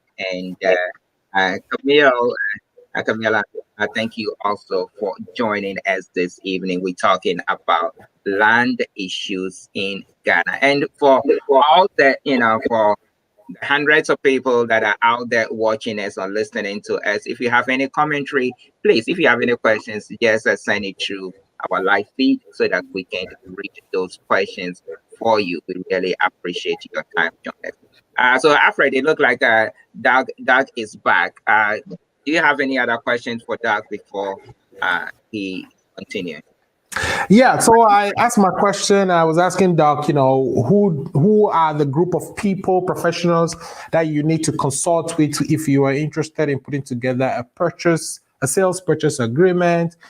The difference between a deed and a title is, which one supersedes which, and what do you need to get? Say you purchased a land, you've done the search, everything is good. What do? Is it just going to the court and getting judges to give you a certificate? What is the process? What do you get at what point in the process? And what is this yellow card thing? I know they are migrating to the online environment. And we've also heard that they are going to be using blockchain as a basis of transactions in our land administration. So if you can help us break all that down, and I know his time is running, but we really appreciate it. All right. So thank you very much for the question. I will start with the difference between the deed and the title. So as you may be aware, we currently have two systems of land registration in Ghana. Right now, as we speak, we have two different types of land registration. So the first one that we all know or have known is the deed registration or deed registry. The other one we know is the title registration.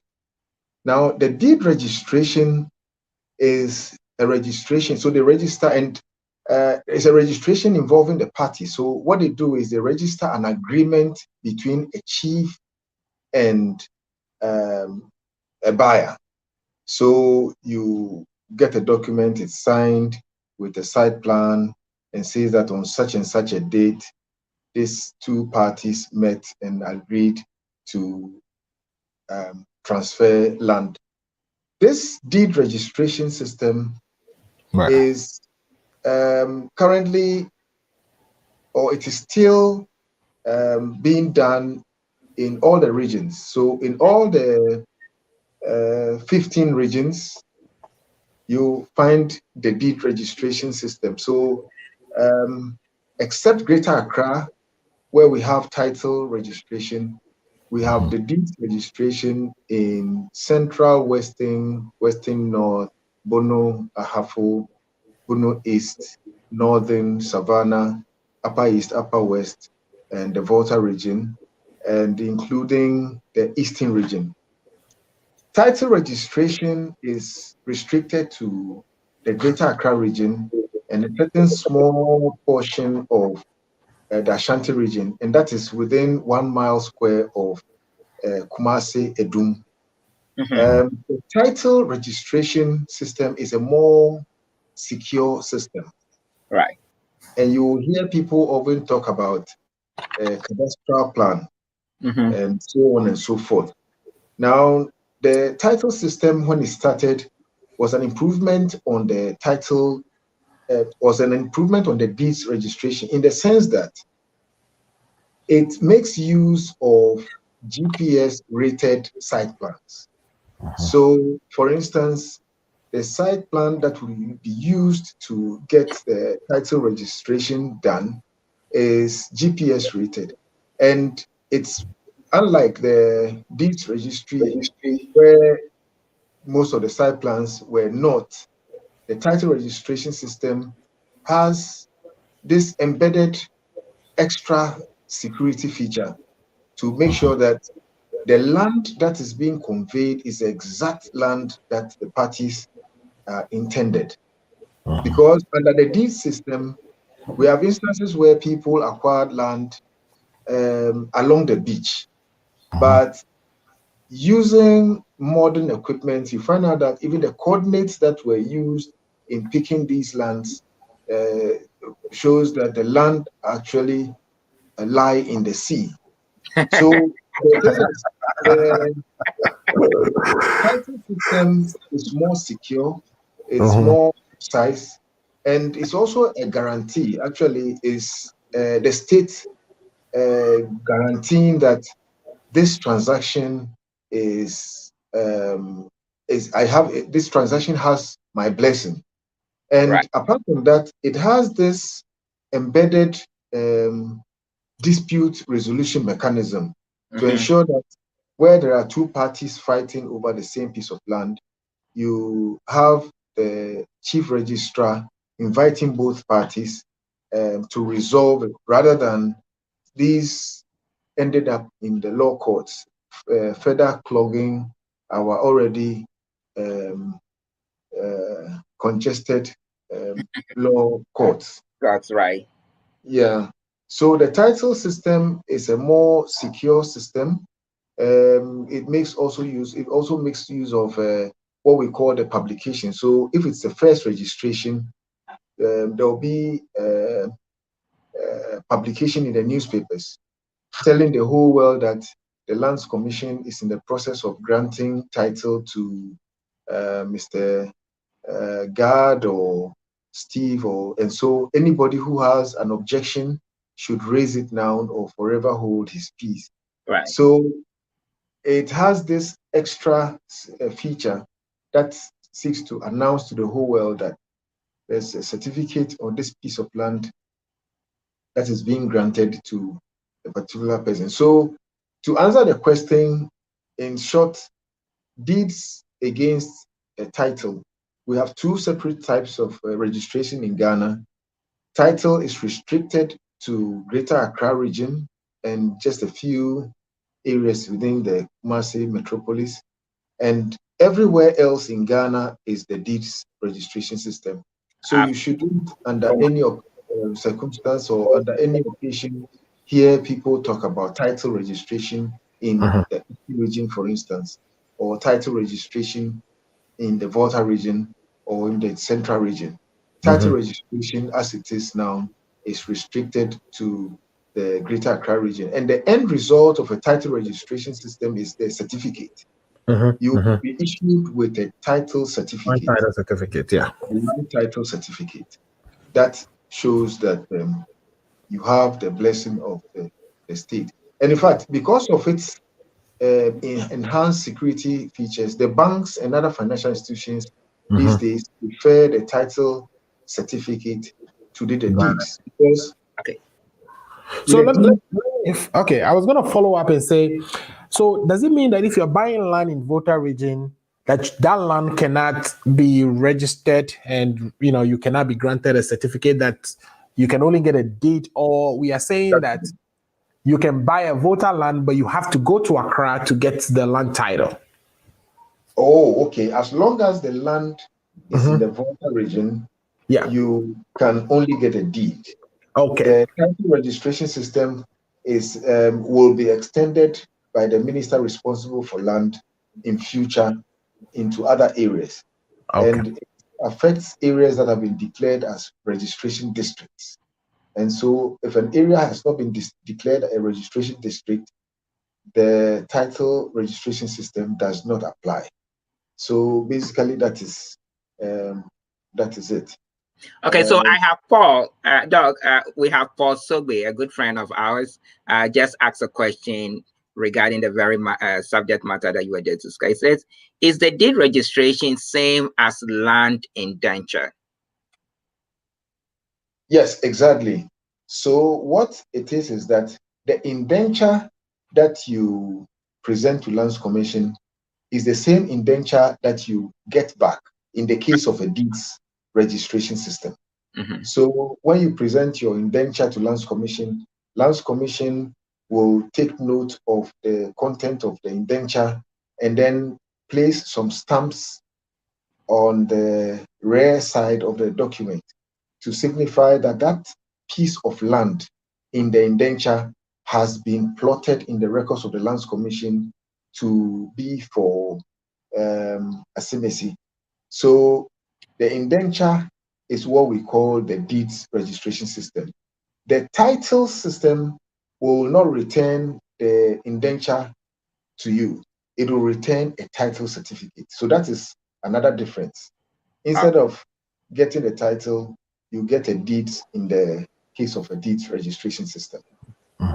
Okay, so I'll follow up with another question. Why is the title registration take so long with people working at the Lands Commission, which is your your outfit, not providing you with the actual receipts of your payments?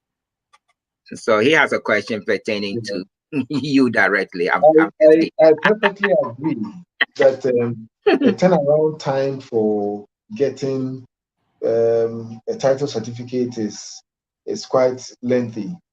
Currently, it's in the region of about 7 months. You could get it earlier if there are no issues with your document, and especially if it is not a first registration. For first registrations, because of the processes, so for instance, you present the document for stamp duty, it takes a while to get the stamp duty done. On average, it's taking about 10 to 14 days to get the stamp duty done. But you see, with the first registration, as I mentioned, we have the system called the publication. The transaction must be published in the papers. It's normally published in either the Spectator or the Ghanaian Times. It will be published in these papers to the whole world and to the effect that the Lands Commission or the state is in the process of granting a title certificate, and if you object to it, you come forward. This process takes a while. Statutorily, there's a requirement that after the publication has been made, give the public enough time to object or to accept. So after the publication, for instance, the state has to sit and wait. There's a window of about 21 working days after the publication. And that is a window for anybody, any member of the public, anybody who feels that that certificate shouldn't be issued to GAD to come forward. That process alone, getting the publication done in the newspapers and giving that public window, that process alone, together with the statutory period, is giving you something like 6 weeks. So that process alone of the title certification is taking that long. And that accounts for the length of time that it takes to get your title certificate. I agree that it should be possible to get it shorter because some of our neighbors are not doing badly at all. I happen to be in Rwanda and I've seen the interesting things they are doing with title certificate. In those countries, land is centralized. If you go to Ethiopia, you want to buy land, you are sure to be buying land from just one person. It's the government. The government owns all the land. If you go to other countries, I mean, our land tenure system plays a big role in the delay in the land registration process. For instance, I was telling somebody that, you see, you can't acquire, in this country, you can't acquire something like 3 square kilometers without talking to more than one chief or heads of family. So that is the system that we have. Our land tenure system, and especially in Africa, differs sharply from one country to the other. And that is one major reason why our system takes much time. But I agree it should be possible to reduce this time considerably. Yeah, it should be possible to aim at government's government in 2017 discussed the possibility of reducing this time to 1 month. That it should be possible to get title registered within 1 month. It should be possible to work towards that. Even if we are not able to hit 1 month, we should be able to reduce that drastically. Reduce it drastically from the 7 months that is currently is, but get it down to, I mean, people will be happy to get their certificates in 2 months compared to what we currently have. Yeah, so we have Lawrence Dagadu calling from the Dallas area, who is saying that the length of time that it takes and all the other quagmires that you have to go through, that gives you, does that mean that, you can be ripped off? And so he says that, can you be ripped off in the process since all this is taking so long and it's caught up in so many bureaucracies? Okay, so we have Rasa Kolache says, thank you, Dr. Gad. I think Stephen Alfred need to feature you more often. I thought it was relatively well informed, but we have been hopeful. Most operated on full land of ignorance. So yeah, I agree with you. Most of us have been very ignorant of the facts, and we thank God for coming in today. And Raya Black Jesus says, we love this information. Thank you so much, Raya Black. So Paul came back and says, someone tried to register a 20-year-old land he purchased with a property on it. The new online portal, which is being used to follow the progress of registration, came up with someone else named as the main applicant. Could this affect the registration process? Guy? Oh, okay. Thank you for the question. There was a question that was asked earlier on yellow cards. We no longer use the yellow cards, and in any case, the yellow card is just an acknowledgement form. It bears the lodgement number or the job number, if you want, and then it bears the parties to the transaction. It was used to help track the documents in the system, but we no longer use yellow cards. So if you're talking about yellow cards, then it means that you may have commenced your registration something like 10 years ago. We have ceased to use yellow cards for some time now. Now, the other question or the other thing about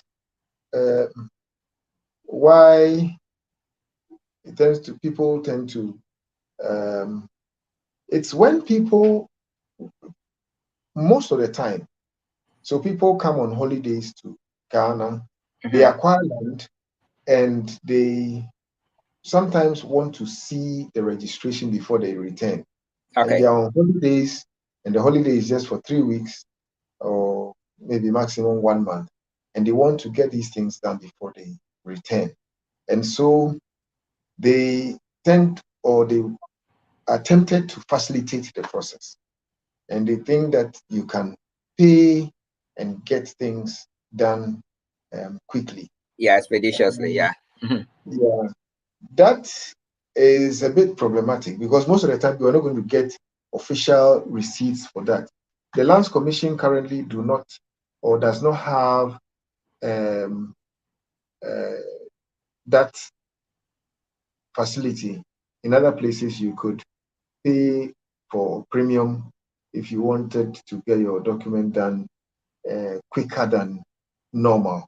Right. We currently do not have that kind of system in Ghana. So this is what people have to bear at the back of their minds, and not to pay, not to be tempted to pay for that kind of service. At the end of the day, even if the service is rendered, you are not going to get receipts, or you're not going to get official receipts for that. And so it's just to discourage that, basically. And then there was another question about who can help in conducting the due diligence. Right. Yes. So if we are undertaking a transaction, we live Yes. here in the US, can't we consult with someone to do all these things on our behalf, who understands all the nooks and crooks of the system? Yes. It is good to always work with approved personalities or professionals. So in this country, we have quite a number of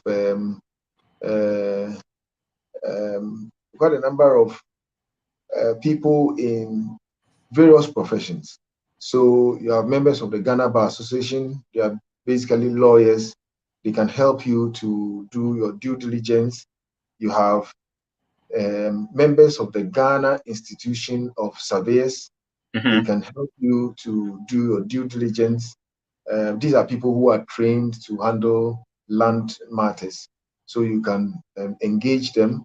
If you want the full list of approved estate valuers in Ghana, I think you can log on to www.ghis.org.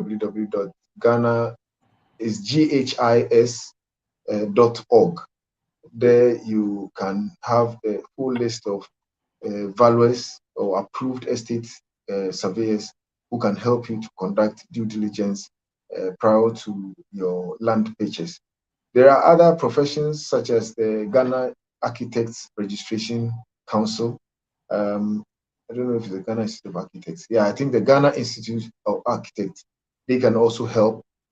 You have others such as the Ghana Institute of Planners. They can also help you to conduct your due diligence, and so on and so forth. There is the Ghana Real Estate Developers Association. Right. They can also help you, except that for them, most of their members are businessmen, people who have got money and are into real estate. Some of them should be able to help you conduct due diligence, but the chunk of that group are mostly businessmen who may not be able to help. There are some architects, some surveyors, and some lawyers who are into that business, and they can help you to conduct due diligence. So, in a nutshell, you can talk to lawyers, you can talk to members of the Ghana Institution of Surveyors, you can talk to the Ghana Architects Registration Center, and so on and so forth. There is in place the real estate brokerage law. In fact, it's currently, I think it's still in Parliament, and that would get this body in place. And when they eventually get the blessing of Parliament, this will be another group that you can easily fall on to conduct your due diligence for you. Okay. All right, Alfred, we have engaged Doug. We told him an hour. We've taken about an hour, 45 minutes of his time. It's quite late in Ghana, so let's try and wrap this up so that we can give him time. It looked like he's still in the office. I'm surprised. It looked like, unless he has an office at home, but it is quite late. So, Alfred, let's wrap this up. And if you have any final questions for Doug, please do so that we can wrap it up and give him some time to rest. So when we call him the next time, he'll be willing to jump on the phone with us very quickly. Alfred. Yeah, I thought Doc did very well in answering all the questions that we've posed to him so far. I would only say that he promised to come back and talk to us about the new reforms that are currently going on, and especially the ones with I don't know if it's a spousal one that he was staying away from, but I wouldn't want to. If you say your wife will take your land or with him. It watching me here right now, so it's like he's about to ask me where the land papers are. So we would wait and have you come back and give us more details on some of the reforms that are going on. I think we've heard you for too long. You've done so well, but we wanted to, for me, I would just not ask any further questions so you can take a breather and get some water to drink. Thank you so much for all the answers you gave us. Yeah, so Gad, before you give us your final words, though, so the question, in all that we have talked about, we talked about some of this. We haven't talked about land guard issues. We know land guard issues is, it's one of these contentious issues that people don't seem to understand. But just want to say, from everything that you have said, is it safe for those of us living in abroad or living in the diaspora to come and purchase land and develop it as we call our home, maybe retirement home, or for our for our kids or for future use? Is it safe to do so? Yes, in my closing words, I think I would encourage a lot of members. The thing is, many people have had their fingers burnt in many land transactions. Right. And so the stories that you hear, that even this afternoon I had a colleague in London tell me that, look, he's abandoning all his plans of coming to build in Ghana and so on and so forth, because for 2-3 times he has lost the land that he paid for. The thing is, because we do not conduct the due diligence.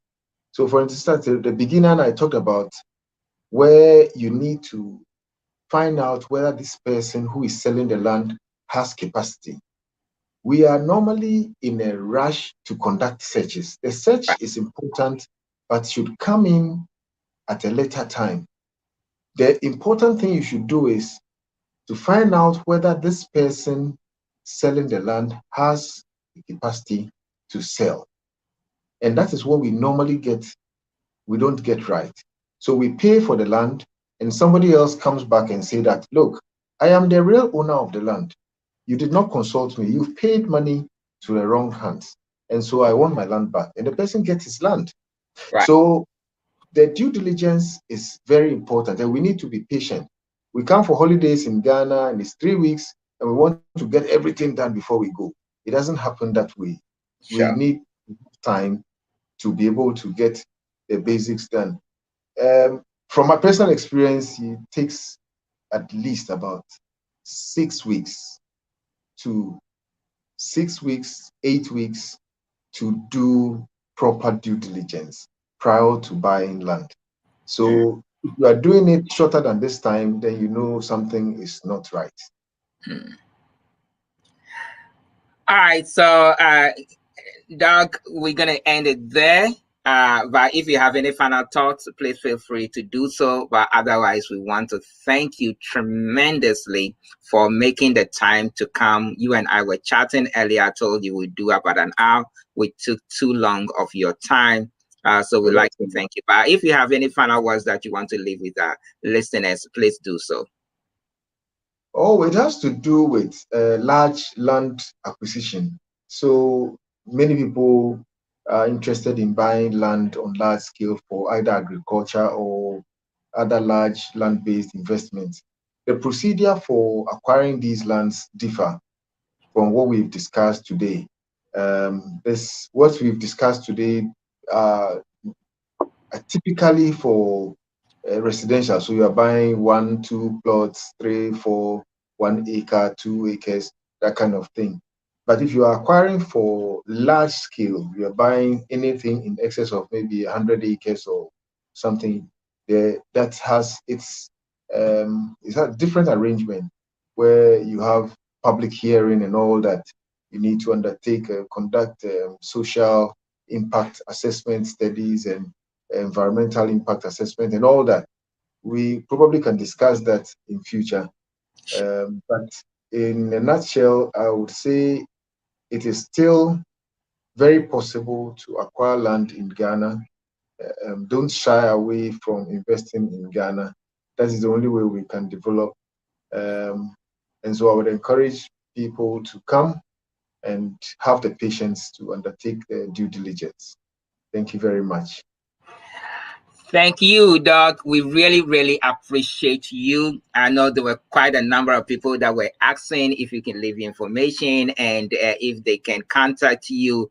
But, as you have indicated, you wouldn't mind coming back so that we can delve into other aspects of land acquisition in Ghana, as you have indicated. So we really wanted to thank you so much. But if you give me the permission to share your links with them, but as you said, you work with the Ghana Land Commission, and if they happen to be in Ghana, they can come to the office and then ask for you, and maybe you can point them in the right direction as to who they can talk to, who they can consult with, and what they need to be looking for, if you wouldn't mind doing that for our listeners. Yes, before I go, my office is within the Lands Commission in Accra. But my office is the office of the administrator of stool lands. Is within the Lands Commission premises. So it's one of there are two land sector agencies in Ghana. We've got the Lands Commission and the Office of the Administrator of Stool Lands. I work in the Office of the Administrator of Stool Lands. And probably viewers who maybe be interested in some of my publications. I've got this one. This one is Buying Land and Property in Ghana. It's available in all leading bookshops in Ghana, Kingdom Books and Stationery, EPP, Assemblies of God, Presbyterian Book Center, Catholic Book Center, and the rest. I've also got others. This one is Land, Property, and Estate Management in Ghana. That is also available in all leading bookshops. I'm working on getting the Audible, and if it's available, I would share that as well. Doc, can we see the publications again, please? Yeah. Yes. So this one is Land, Property, and Estate Management in Ghana. This carries is a booklet actually. So I know people don't like to read. Many times they tell like you Alfred and I, right? And then this one is Buying Land and Property in Ghana.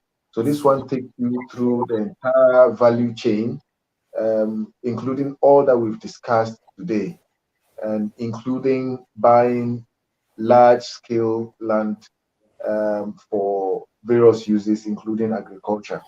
And this is also available in all the outlets that I have mentioned. There is another one that is coming up that is on customary lands, and that hopefully that should be published by the end of the year. And so if you needed one, you can get to these centers. I've got an outlet in the US, an outlet in Canada, and an outlet in London. So anywhere you want this, if you drop me an email at gadosman@yahoo.com, that is GADOSMAN@yahoo.com, I can help you get a copy for your library. Thank you. Thank you so much. Alfred, your final words for Doc before we let him go. Yeah, I was gonna ask Doc if these books are on Amazon, but I didn't hear him say that. So, because a lot of people really want to go online and get one, I think it's one of the essential books that we should have in our libraries.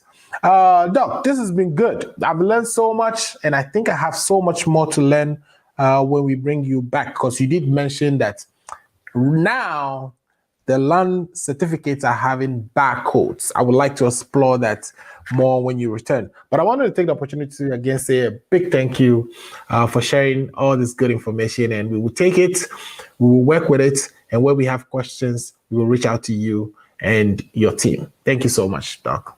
Thank you very much. It's my pleasure. Thank you for having me. The pleasure is all ours, Doc. We really appreciate it. So keep up the good work. Say hi to my younger brother for me, Samba. Yeah, yeah, Samba is my younger brother. So say hi to him for me out there. All right. All right, thank you so much. And I would like to thank all our viewers today, especially most of the Behekans that joined us this evening. Most of you that we have never seen online before. We really, really want to thank all of you from joining us from wherever you join us from. I saw my good friend Anthony Preston join us not too long ago from Ghana as well. And I could see Nimoste's ratio. And we have Lawrence Dagadu that joined us from the Dallas area as well. Before I say my thank yous, my further thank yous for all the birthday wishes, let me yield to Alfred for his closing remarks before I close the show. Alfred, your closing remarks. You've been showing a lot of exciting things. I don't know if you've been trying to tease us all day as to what would I've been showing some beautiful houses, but I have no relationship with the companies building these things and trying to sell them. I'm just trying to tease you guys so that you can follow some of the good advice and information we are getting from Doc and invest in Ghana. This is our home, it's our land. We have to own a piece of it and pass it on to generations. But Doc is saying that read the fine print. Make sure you know how many years is being transferred to you. He said something that stuck to me. He said the seller cannot sell what they don't have. If they don't have interest in the land, they can be selling or transferring that interest to you. So let's bear that in mind. Let's do our due diligence. Let's make sure we go to the land when the seller is not dead himself, and let's talk to the people in the neighborhood. Watch out for things like structures on the land, because that is an announcement to the world that somebody else has interest in the land. So I've learned so much, and I'm enriched. I'm blessed on a day that is so special to myself and Steve, on Steve's birthday. I didn't know. That's what I was trying to say. So, Steve, I learned so much, and we are grateful for Doc for coming. I hope all our listeners and viewers also learn as much as I did. And we are looking forward to bringing Doc back and to continue this conversation. Thank you all for listening to us. We'll be back next week. In the meantime, I'll be back on the Ghana Agenda Saturday, and we'll be discussing some very interesting things. If you haven't already done so, go to Ghana Agenda on Facebook and look at all our videos. Yesterday, we actually discussed the Corruption Risk Assessment Report, which was done by Community Develop Alliance, on how our COVID funds were spended, and so many different contracts were awarded to companies that were formed a couple of months before those contracts were awarded. And you ask yourself, if a company is formed 2 months and then a contract is awarded to that company, what is their background? What is their past experience? Don't they need to have done some of the things that they are being awarded contracts on before they get those awards? So this is some of the things we discussed on the Ghana Agenda, and I hope you will go back after listening to this little teaser and watch the entire video. Really appreciate you for listening. Steve, take it away, and good night from Washington, D.C. Thank you so much, Doug. Let me also say thank you so much for coming.